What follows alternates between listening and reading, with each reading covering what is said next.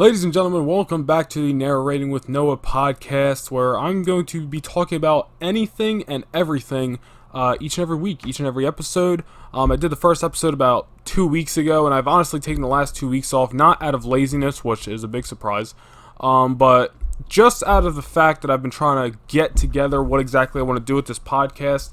And I think I've decided on the fact that, one, it's going to be about anything and everything that I want to talk about. Like today, we're going to be talking about some wrestling. But next week, I could be talking about high school memories. Or next week, I could be talking about, basketball or video games or, funny stories. Like literally anything or like absolutely anything at all is what the future of the podcast is going to be. I'm not going to niche it down and have it be about one thing and one thing only, because then I'm niching it down, like I said, and I don't want to do that. I want to expand my horizons and, not be stuck in one thing. But that doesn't mean I'm not going to talk about the things I love the most. One week I could be talking about toys, and the next week I could talk about wrestling. Who knows? But as you can obviously see, this episode is going to be talking about professional wrestling, and I'm very excited because I'm going to be, honestly, this is the first time I'm coming on the internet to talk about wrestling in a very long time in a video or audio format. I haven't done any kind of wrestling discussion video or podcast in almost over a year, so it's cool. I talked about in the last podcast how I was very burnt out making wrestling discussion content, but in this case, it's an episode of a podcast. It's not a full-time thing, so I don't mind. And number two is I actually like the wrestling that I'm talking about. So that's a change of pace. I'm talking about the only only weekly wrestling product that I watch anymore. Besides, and honestly, only new stuff as well. Besides, going back and watching old stuff. So obviously, I'm talking about AEW Double or Nothing. That is going to be live on pay-per-view this Saturday night from originally was supposed to be the MGM Grand in Las Vegas. Now, obviously, I guess will take place at Daly's Palace or Daly's Place, I think. Whichever one it is, in Jacksonville, Florida, which is going to be interesting. And I honestly it's obviously sucks, but AEW has done a great job, in my opinion, of making the best out of a shitty situation. And their empty arena shows, ever since this whole pandemic started, have been quite entertaining. And I'm not saying it hasn't gotten a little repetitive, with all those the tapings that they did at the warehouse or whatever in Georgia.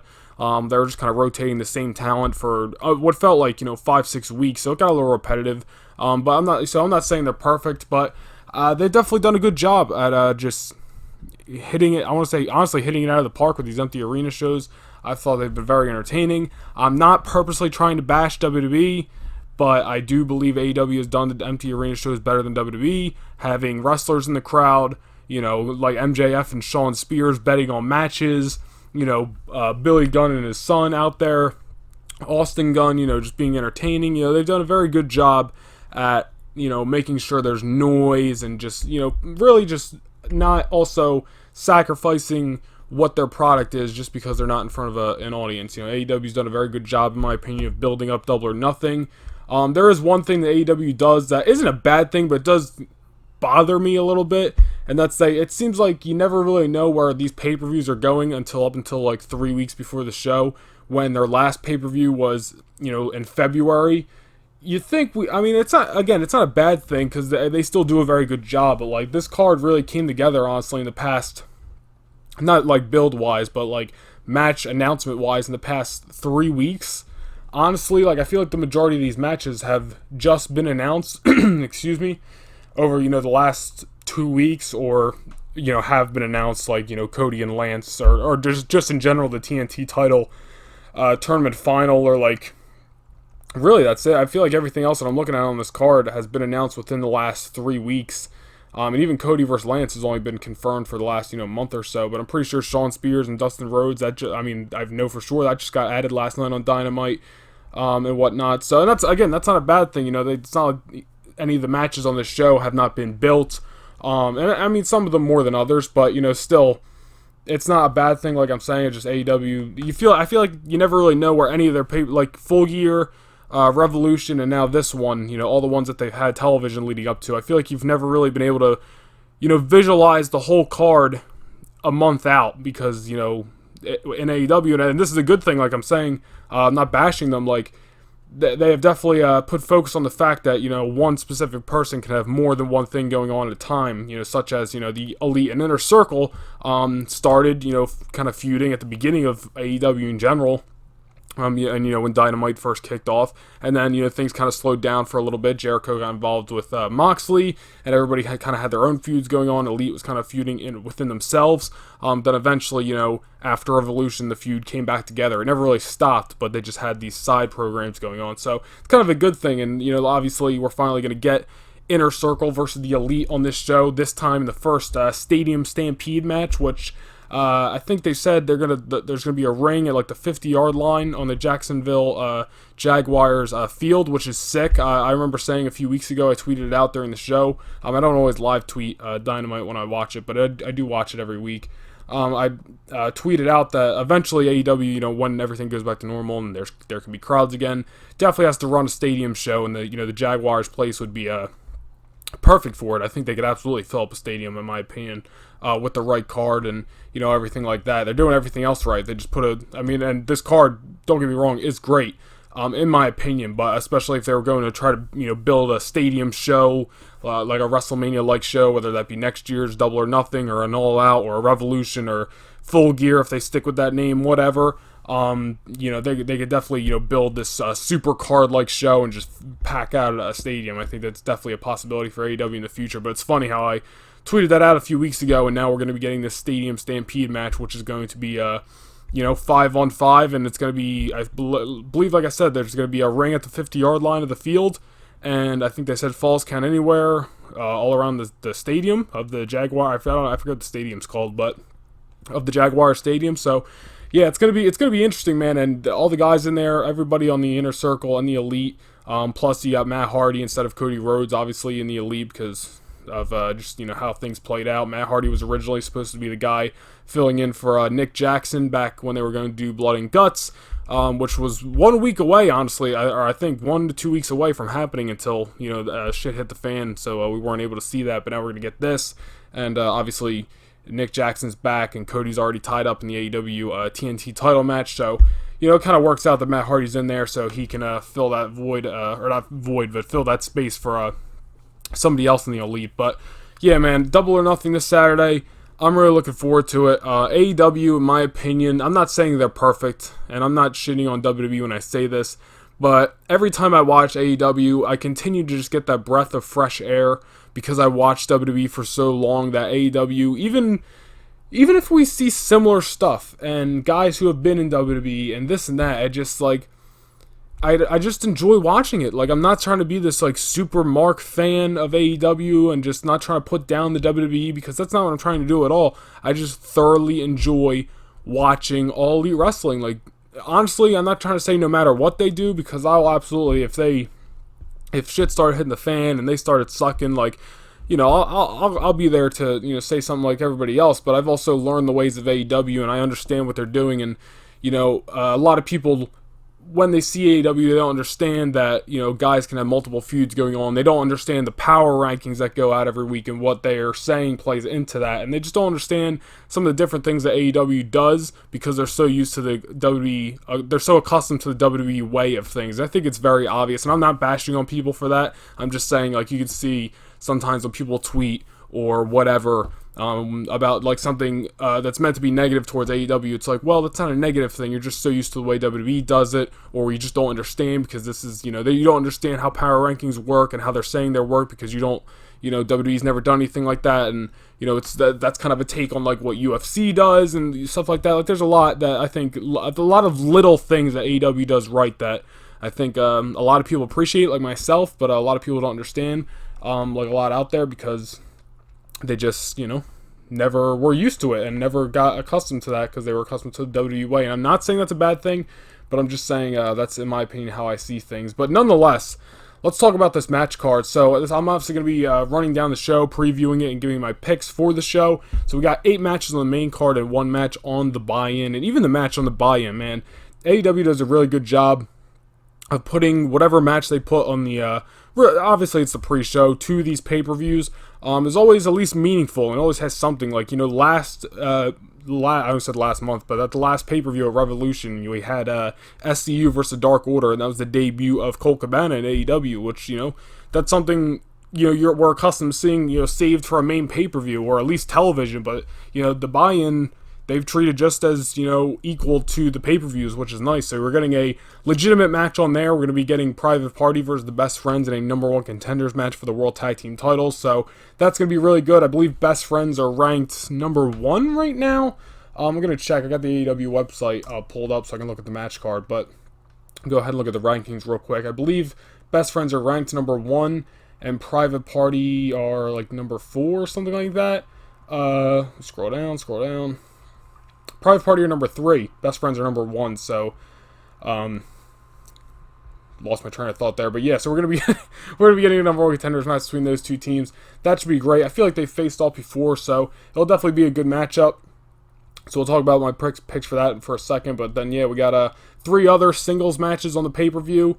4 championship matches, and then of course the casino ladder match, which I'm very much looking forward to. A nice different take on a obviously Money in the Bank style match. With a similar prize, but, a different way of just doing it instead of doing it, scramble match fashion, but with ladders.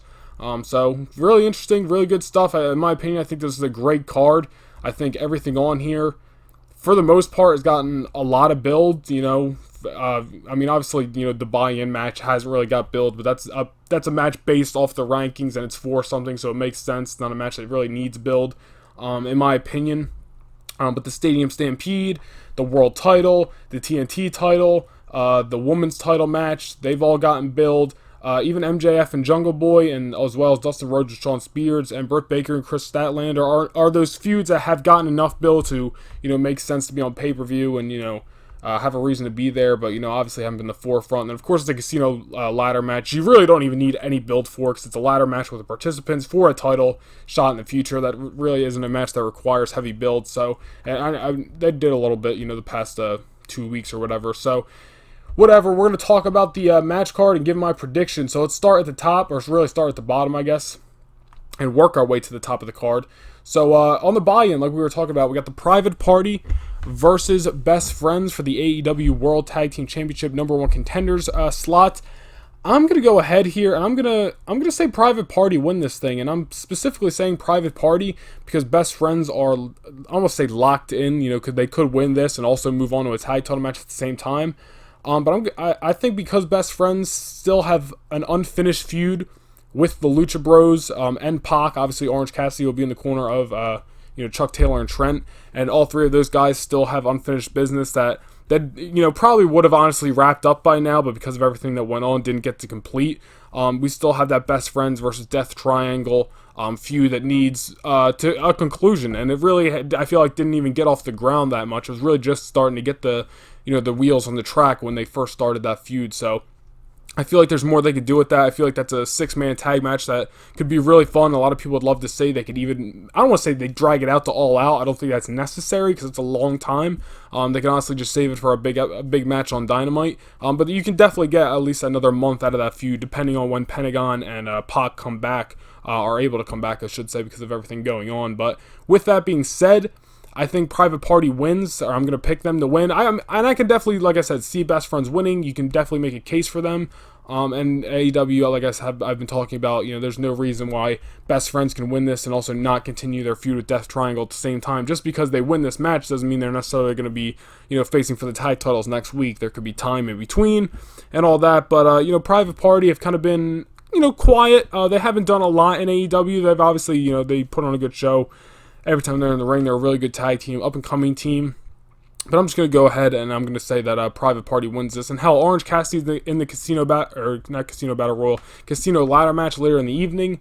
So is Rey Fenix. So Rey Fenix can come out here, attack Orange Cassidy, cause a distraction. Private Party wins that way. That's a possibility. But yeah, I'm going to go ahead and say the Private Party, I guess you could say pick up an upset and become the number 1 contenders for the AEW Tag Team Championships. So moving on to the main Double or Nothing card now, MJF versus Jungle Boy. This was kind of a random match when it got announced, and obviously they've done a little build here and there. But all in all, this is kind of just, I definitely see this probably opening the show just because it's probably the match that, or at least one of the matches got the least build in the show. I like Jungle Boy, but I really don't see a reason for him to pick up the win here. I think this is if MJF can beat Cody, he can beat Jungle Boy. So I really don't need to go much into it. I honestly thought, I don't know if actually, now that I'm thinking about it, I don't know if the Casino ladder match got announced after this. I think it did.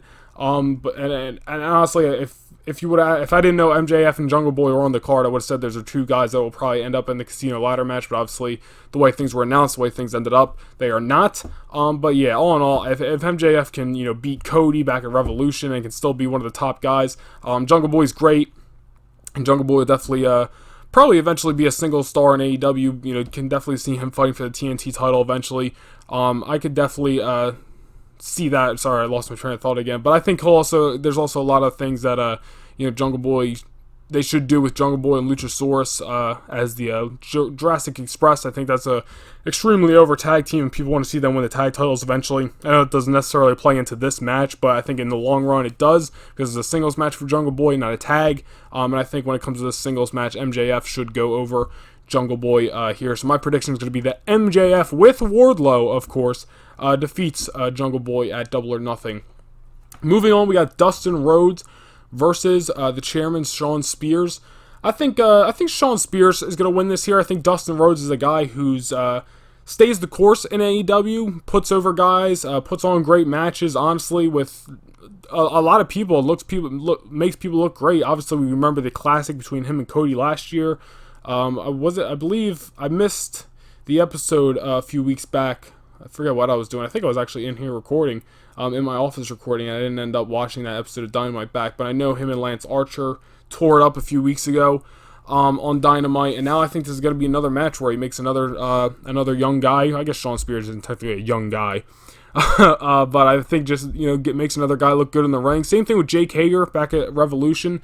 That was a nice little matchup that kicked off the show. He put Jake Hager over, obviously, and I think he's going to do the same here. I think Dustin Rhodes, like I said, is a guy who makes his opponent look good in the ring, makes himself look good at the same time, but in the end, isn't there to pick up wins and climb up the rankings. He's just there to do exactly that, and that's just make other people look good. So I think Sean Spears picks up the win here. I think we're going to kick off, I guess you could say, this show with back-to-back heel wins, depending on how the match card plays out. Not that really matters. I'm just going up the card on the website here. But yeah, I'm going to go ahead and say Sean Spears picks up the win over the natural Dustin Rhodes.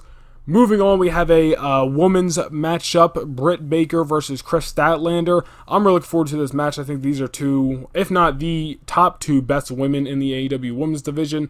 I think you probably throw Riho in there as well, but I think Britt Baker and Chris Statlander, in my opinion, are the two top of the top in the AEW women's division. They have some great talent, but I think these two are the, like I said, the top of the top in that division. I think Chris Statlander is going to pick up the win here, if this match even happens. I think people are saying online that Britt Baker might not be able to compete at Double or Nothing. So we'll obviously just wait to see if AEW says anything on that, or just wait to see if there's some kind of swerve and surprise Double or Nothing. Like I said, we'll just have to wait and see. But even before that, I'm going to go ahead and say Chris Statlander wins. I think Statlander versus, I guess it doesn't really matter who she faces. They can do face versus face, it doesn't matter. But I think Chris is going to be the next one in line for an AEW women's title matchup. I don't know what the rankings are looking like right now. I forget. Obviously, wow, not good at pronouncing Japanese names, but Hikaru, there we go. Hikaru Shida is top of the rankings right now, and she's going to be facing for the title. But I don't know. I could see Statlander challenging for the belt at All Out. I know she already did at Revolution, but that obviously doesn't mean anything. And I think Britt Baker could be in that spot as well. Obviously, again, I don't know what's going on in the injury. In my opinion, a heel Britt Baker as champion versus a face Chris Statlander could be a epic, AEW version of, Bayley versus Sasha Banks, if you will, just going 30 minutes, tearing down the house. I think that's a match for the title we eventually have to have. But for now, we got the singles match, and hopefully, if these two women end up facing a title match down the line, it could be in front of a sold-out pay-per-view crowd. But that's not here nor there. But for this matchup, I don't know, my gut's telling me Chris Statlander, so I'm going to go ahead and say that Statlander defeats Britt Baker at Double or Nothing. So now we have the Casino ladder match. I need to jump over to Wikipedia, actually, just to make sure I know who the hell's in this thing, because it doesn't say on the AEW website just has the graphic with nobody in it. So let's go over to Wikipedia real quick. I mean, I think I pretty much know everybody in here, but just so I don't miss anybody. So we got the Casino Ladder match for a future AEW World Championship match. Who's going to climb the ladder and take down the poker chip?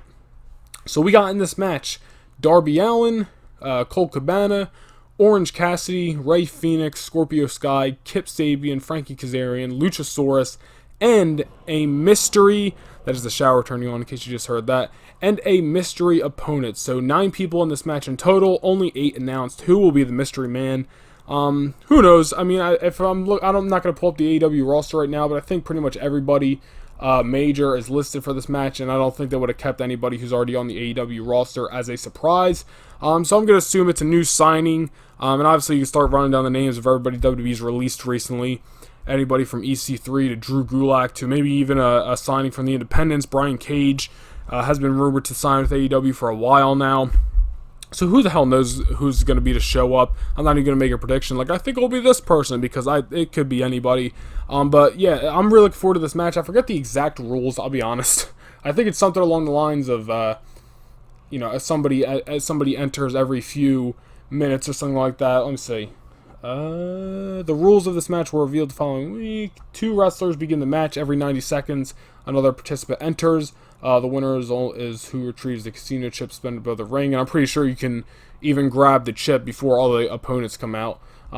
So that's interesting. Somebody actually said on Twitter it'd be funny if AEW, I think it was Zach Brown, I would say his Twitter handle, but I forget. But, he's Zach Brown or Zach B on YouTube. But yeah, I think it was Zach who said it on Twitter. That it'd be funny if AEW just pulled a troll job and had the match end before the mystery opponent came out, which I would be mad, but that'd be fucking hilarious. Shout out to him for that tweet. But anyway, who knows who the mystery opponent's going to be. It'll probably be one of the new, or not new, but recently released AEW or WWE superstars, or maybe Brian Cage, or who I don't know. Anybody can make a guess, and it could be, I mean, for the most part, a legitimate guess. I don't think it's going to be fucking New Jack or something like that, but that we'll just have to wait till Saturday night to see. But honestly, whoever it is, I have a feeling they're not going to pick up the win here. Like I was saying, for my dogs rudely interrupted me. Whoever the mystery opponent is, I don't think they're going to win. I think we got other talent in this match who, in my opinion, are future world champions. Darby Allin, Rey Fenix, Scorpio Sky. In my opinion, those are 3 guys who should absolutely one day hold the AEW World Championship, in my opinion. And I'm not saying all 3 of those guys have a possibility of winning. I don't really see Scorpio Sky winning right now. Even Rey Fenix, as much as I would honestly be down for it, I don't really see him winning this match. In my opinion, and I'm not ruling out the mystery opponent, but you'll hear me out in a second.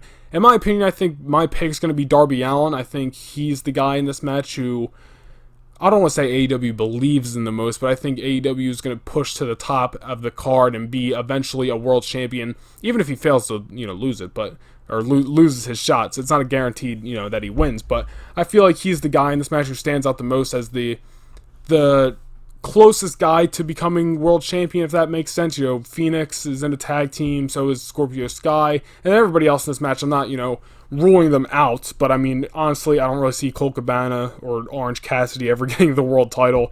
Same thing. I mean, I'm not ruling out Luchasaurus either, but I really don't see it. Kip Sabian, I don't see it. Frankie Kazarian would be cool, but again, I don't see it. In my opinion, the 3 standouts are Allin, Phoenix, and Scorpio Sky, and right now, Phoenix and Sky will be, in my opinion, will eventually be world champions, but I don't think it's the time right now.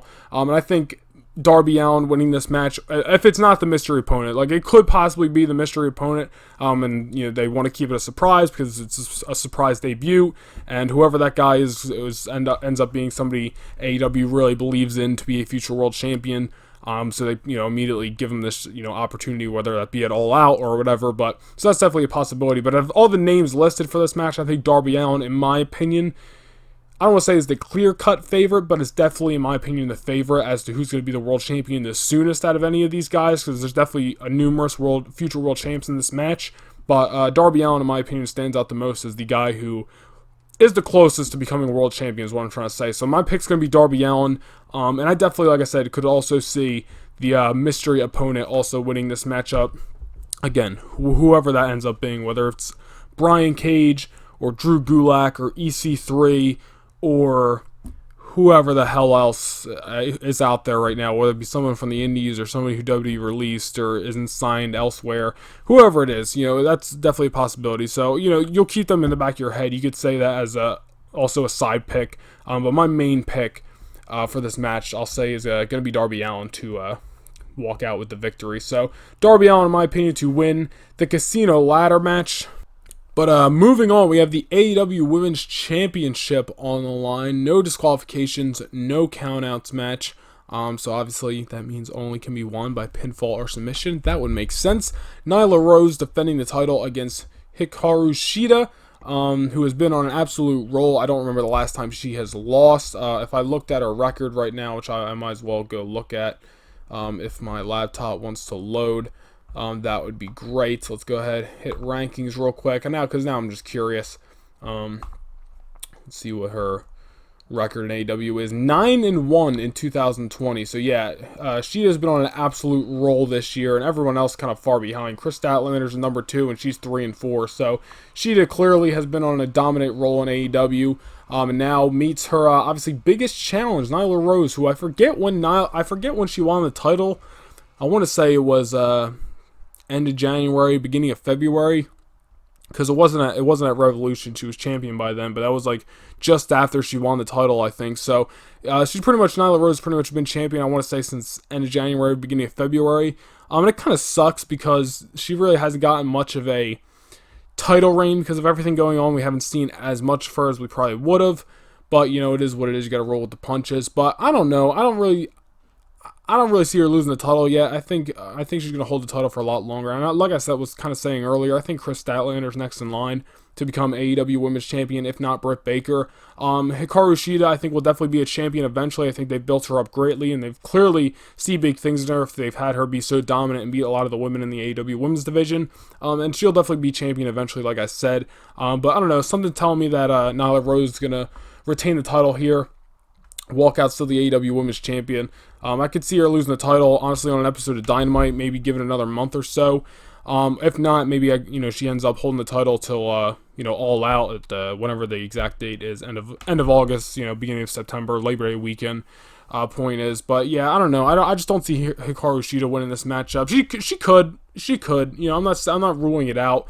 But with the no DQ, no count-out stipulation, I think that's a good way to make Nyla Rose, use her surroundings, make her look really dominant, and still have, Shida put up a great fight, lose in winning fashion, if that makes sense. So she, even though she loses the match, she comes out looking great. I think it's definitely a possibility. But like I said, I think Statlander's next in line for the title, and I think Nyla Rose maybe holding the title till All Out, dropping it there to whoever, Statlander, Baker, Shida in a rematch, whoever, I think is, I don't want to say more ideal, but I think is what I see happening more over losing it here. So when it comes to Double or Nothing, I'm going to say that Nyla Rose retains the AEW Women's Championship. Moving on, we have the TNT Championship Tournament Finals. Very excited to see what this championship looks like on Saturday. I'm gonna hope that it's not just a big gold plate that is the TNT logo. I'm sure they're gonna make it look cool though. All of AEW's championships are pretty beautiful. The women's title could be a little bigger. It's a little small, but besides that, AEW has some pretty amazing looking championships. So I'm sure the TNT Championship will be absolutely the same. But anyways, the finals of the tournament. And of course, the championship will be presented by Iron Mike Tyson, who will be there in attendance to hand the winner of the title. I honestly, I don't think he'll get involved, but I hope he doesn't. I hope he's just there to literally just present the title and just be a cool little thing. Like, hey, Mike Tyson was there, kind of like how The Rock was there to present the BMF title at the end of the, what was it, Jorge Masvidal, Nate Diaz fight back in November. Hopefully it's something like that. Like he's literally just there to present the title, which I think that's most likely what it will be. But anyway, we have Cody versus Lance Archer, a match that has been built up very entertainingly, if I will say. The promos have been great. Jake Roberts, ever since they've introduced him as Lance Archer's, I mean, they introduced him at the same time, but ever since, he's been with Lance Archer in AEW, I mean, just absolutely phenomenal. Like, I don't want to say beat a dead horse, because it's not anything new. Roberts has been around for, ages. And he's talked a million times, and everyone knows by now that this guy can talk asses in the seats, but Jesus has the promos that he's been doing to call out Cody, put over Lance, hype up this match. Like I said, just put over Lance Archer huge. It's just been great. It's been absolutely awesome to watch.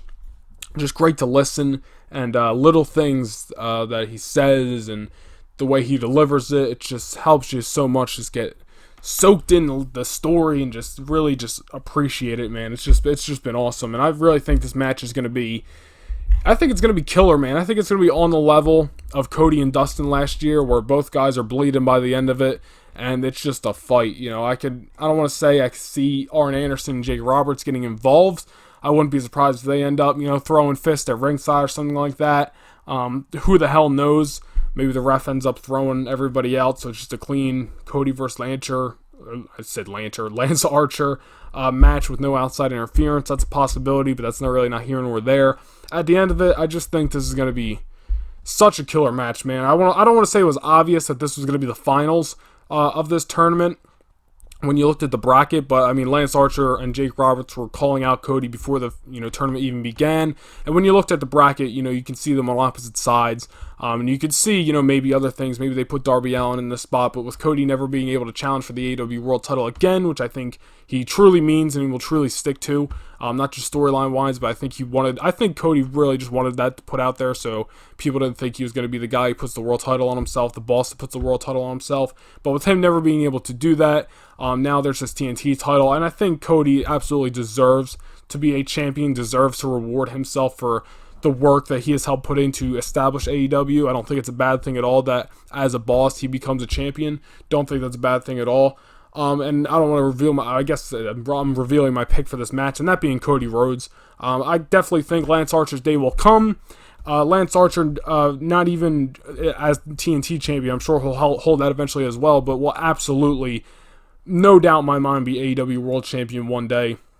I mean, this dude with Jake Roberts by his side is such a perfect pairing, so entertaining and intricate and interesting to watch, and his day will come. But as for Double or Nothing, I think Cody's the guy, man. I think he should absolutely be rewarding himself, and obviously it's not just him, it's the Bucks, it's Omega, it's Tony Khan as well, and everybody involved. But I think Cody absolutely should be walking out of Double or Nothing, rewarding himself for the hard work that he has done and the times that he's really put it all out there for AEW, like the match with Dustin Rhodes, and MJF and Jericho and whatever, and not just to name his pay-per-view matches, but and just in general, I think he should absolutely walk out of Double or Nothing as the first ever TNT champion. Like I said, man, Lance and Jake, they've been killing it, and they should absolutely, I don't want to say they, but Lance Archer should, and I think absolutely will, be a champion, whether it's the TNT title or the world title. I think he'll hold both, if not at least one, in his AEW tenure for years to come. But when it comes to Saturday night, man, I think Cody should absolutely walk out as the first ever TNT champion.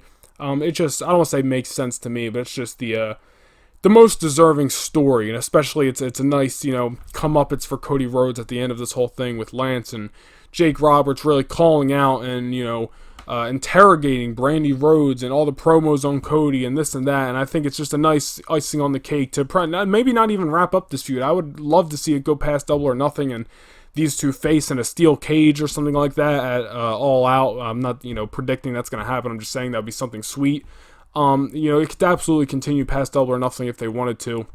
But as for Saturday night, May the 23rd, I truly believe Cody Rhodes should be walking out of Double or Nothing as the first ever TNT or AEW TNT champion. So Cody Rhodes, in my opinion, to defeat Lance Archer in the finals of the TNT title tournament, and we will see Iron Mike Tyson hand the title over to the American Nightmare, the man with the best theme song in the business, no doubt, and if you disagree, you're wrong. Cody Rhodes. So Cody over Archer. Moving on, we have the AEW World Championship match. Jon Moxley defending against the Exalted One from the Dark Order.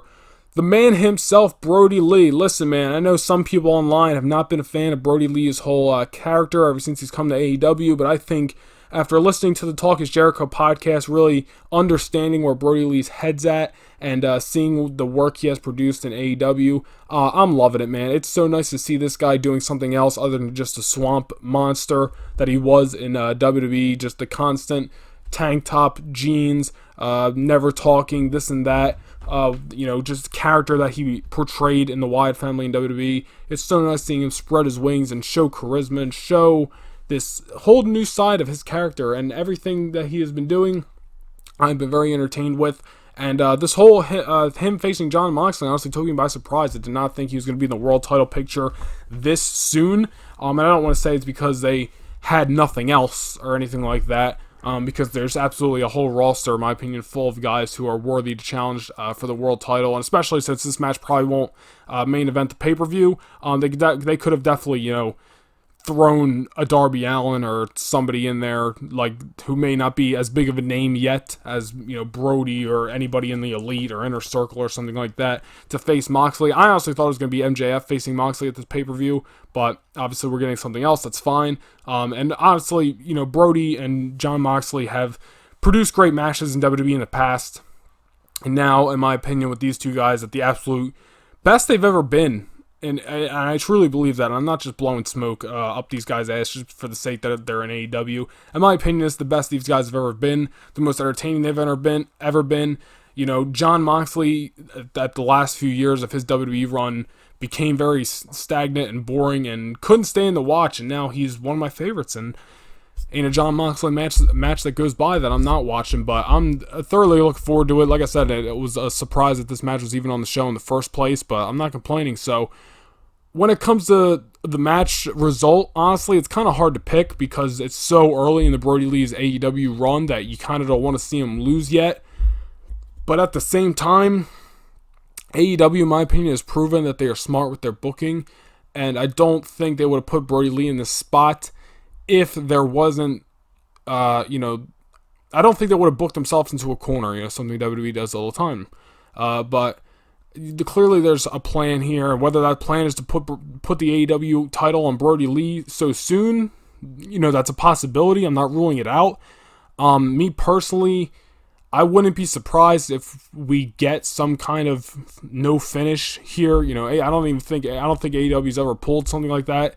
At least, they might have on a Dynamite now that I'm thinking about it, like a no contest or something like that. But this could be the pay-per-view to try it, see how it goes over, because the AEW World title is not going to main event.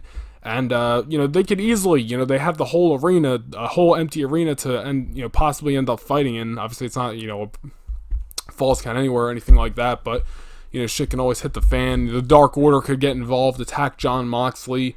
There could be some spot that knocks them both out, that they brawl outside the building. I could definitely see some kind of no contest, stuff happening. They could do something where they break the damn ring, since the main event following is going to have a ring in the football field. I don't know. I'm just throwing shit out there, like just trying to figure out how I don't want to say pull it off, but just trying to note the possibilities of how this match could end. But I don't know. As much as I would be completely okay with Brody Lee walking out of this show the new AEW champion, I feel like we haven't gotten to experience Jon Moxley's AEW title run to the fullest because of everything that's going on. He won the title at Revolution, and pretty much, I don't even think it was a full month later that that we went to these empty arena shows because of everything going on. And I feel like we would have experienced a very different Jon Moxley world title reign. Maybe not, but I think that's definitely a possibility. May have experienced a more different AEW World Title reign for Jon Moxley had everything not been going on. So I kind of don't want to see the title get taken off him so soon. I think there's more Jon Moxley could do with the championship, and I think Jon's one of the biggest names in AEW, and I don't think they want to take that world title off him yet.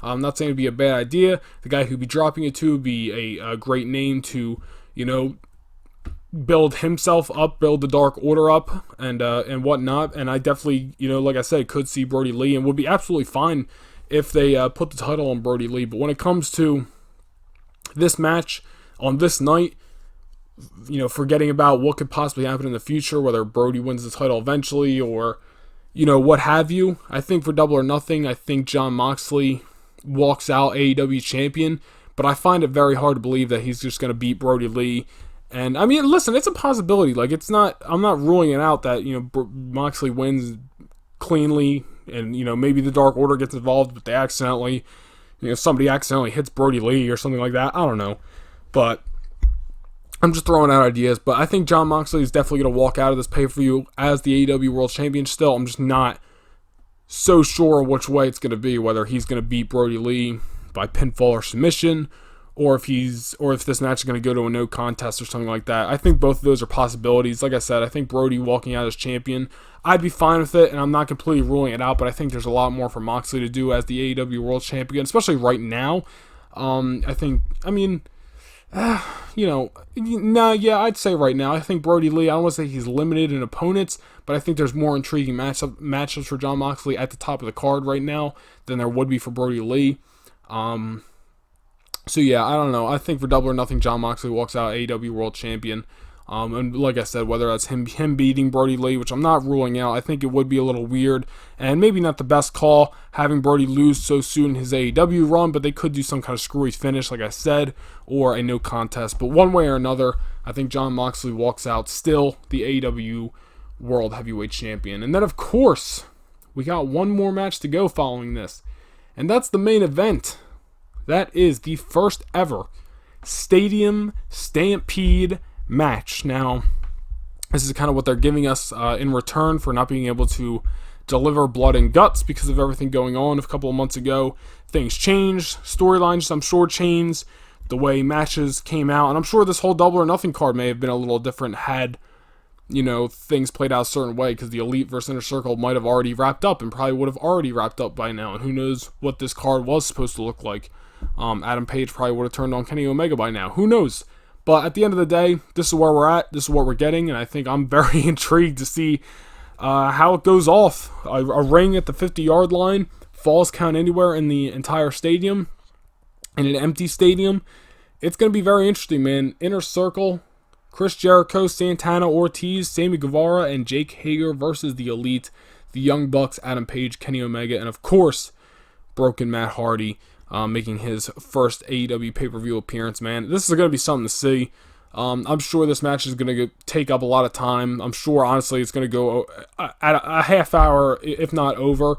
I'm sure it's going to start in the ring, and then it's just going to go all over the place. I'm sure we're going to be getting a bunch of camera cuts, and there's going to be a brawl going on in the end zone, and then there's going to be a fight going on in the ring, and then there's going to be a brawl going on at the concession stands, and I think it's just going to be all-out chaos for 30 to 40 minutes. I'm not saying if it goes short or whatever, I'm just saying I think it's going to be just a very long brawl between these two teams. And with there being a ring at the 50-yard line, there still is the ability for wrestling and stuff like that. But I'm down for just a 30, 40 minute just fight between these two teams just to wrap up the whole Inner Circle Elite thing that's been going on since the beginning of Dynamite back in October, or really since AEW kicked off in general, with Jericho versus having his problems with the Elite. But when it comes to who wins, I'm going to go ahead and say that the Elite lose this match, honestly. I could be wrong, and I'm not saying this is definitely going to happen, but I think I could definitely see Adam Page maybe turning on Kenny Omega in this match. He hasn't been seen all these empty arena shows. He just came back, obviously, last night. Yes, they are still the tag team champions, and I'm not saying that's definitely going to happen, but I'm just saying that could be a possibility as to why they lose here. But I don't know, I could see the Elite winning, and now that I'm kind of thinking about it, I'm kind of torn. Maybe they're just going to have the Elite win because, I don't want to say just because, but just, to get their ultimate comeuppance over the Inner Circle. They win the whole feud, stuff like that. Maybe, I don't want to say the Inner Circle breaks up, but I don't know, man. No, I'm sticking with my first pick. I'm sticking with the Inner Circle versus defeating the Elite here. And I'm not saying it's because Adam Page turns on Kenny Omega and the Bucks.